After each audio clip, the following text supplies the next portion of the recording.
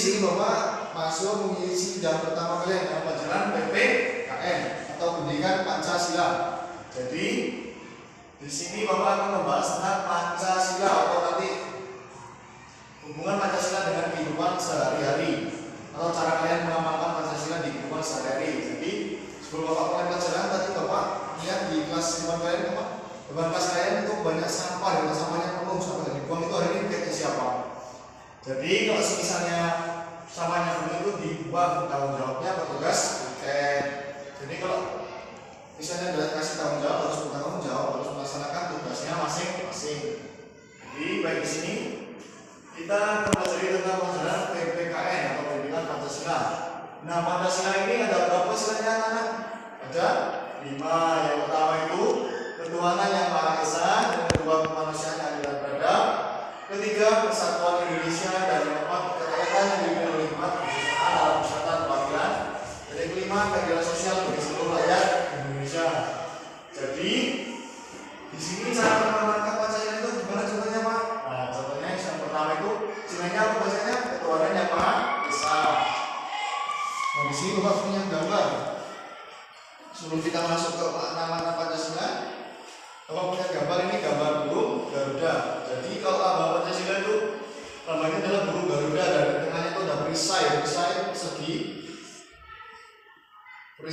Nah yang di dalamnya itu terdapat lambang-lambang dari sila Pancasila. Yaitu pertama lambangnya itu sila pertama yaitu bintang, dan yang kedua rantai, yang ketiga pohon beringin, dan yang keempat kepala banteng, dan yang kelima padi dan kapas. Jadi di sini dari setiap sila itu ada lambangnya masing-masing. Jadi sekarang kita masuk ke maknanya, makna Pancasila. Jadi sila pertama itu ketuhanan yang Maha Esa. Jadi makna ketuhanan yang Maha Esa itu artinya kita apa?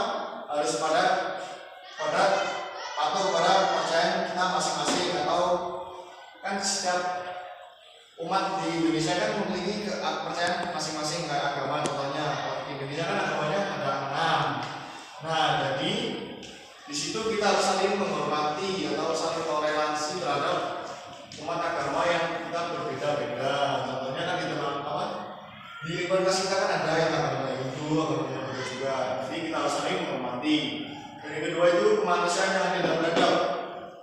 Kemanusiaan yang adil dan beradab itu artinya kita harus adil sesama teman. Kalau misalnya kita dikasih sesuatu, kita harus adil membaginya secara adil atau sama rata.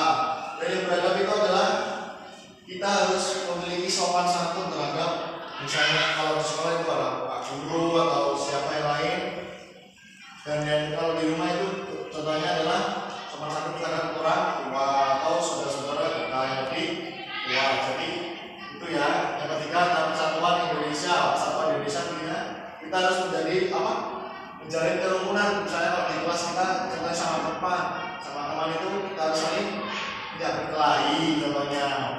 Dan yang keempat, kerakyatan dipimpin oleh hikmat dan kebijaksanaan perwakilan. Jadi yang keempat ini artinya kita harus saling mendengarkan pendapat orang lain. Contohnya kalau di kelas itu pemilihan ketua kelas. Kalau pemilihan ketua kelas itu contohnya kan kita harus direbut dulu atau kita mengadakan rapat terlebih dahulu siapa yang pantas menjadi ketua kelas. Nah, kita harus mendengarkan pendapat teman kita masing-masing. Siapa yang layak menjadi ketua kelas kan kita harus meminta pendapat teman kita masing-masing.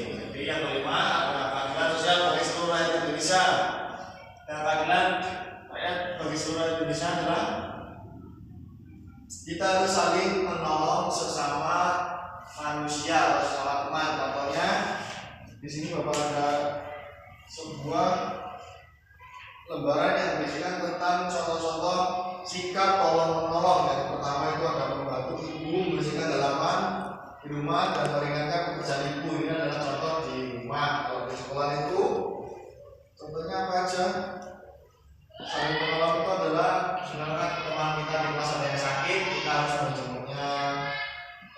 Kan ada banyak yang lainnya. Nah, di sini Bapak membuatkan sebuah tugas. Tugasnya itu adalah sebuah gambar dan sebuah cerita. Nanti kalian disuruh di sini diminta untuk saling mencocokkan atau menggaris, dikasih garis atau menghubungkan antara gambar dan soal ceritanya mana yang pas atau dengan sesuai dengan gambar dan ceritanya. Contohnya begini, misalnya di sini ada sebuah nenek yang mau nyebrang. Kalau misalnya ada nenek mau nyebrang itu kita diam aja atau bantuin?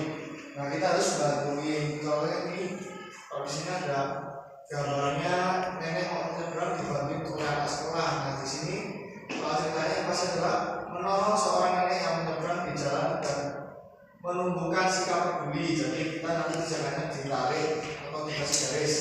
Sebenarnya di garis begini untuk menyambungkan. Nah, caranya seperti ini aja ya. Nanti kalau nggak bisa satu, nanti silakan dikerjakan masing-masing.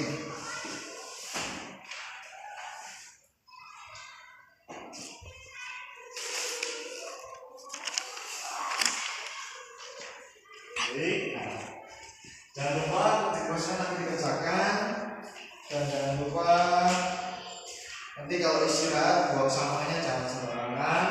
Nah, sekarang nanti boleh istirahat, nanti tugasnya dikerjakan. Setelah itu bapak tutup. Nah, pertemuan kali ini kita sudah selesai di pelajaran PPKN yang pertama. Nanti bisa kita lanjut di pertemuan kedua. Itu masih sama dengan Pancasila. Nah, sekarang bapak tutup. Sebelumnya, assalamualaikum.